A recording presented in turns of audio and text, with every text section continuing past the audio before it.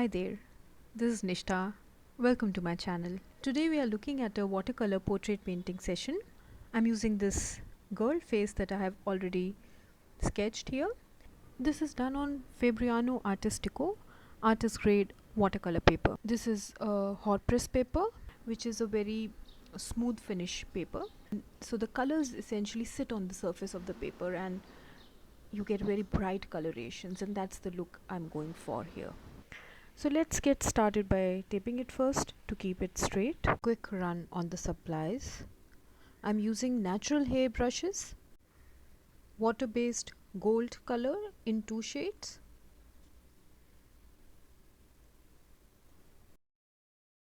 a beautiful green gold from Daniel Smith, and these 3 are going to be the main colors which I'm going to use for the painting. Apart from this, I'm going to use sap green, 2 different types of grays, reds, deep red, and potter's pink for some amount of shading for the lips and cheek, and also burnt umber, Winsor green, etc. that I might need for shading.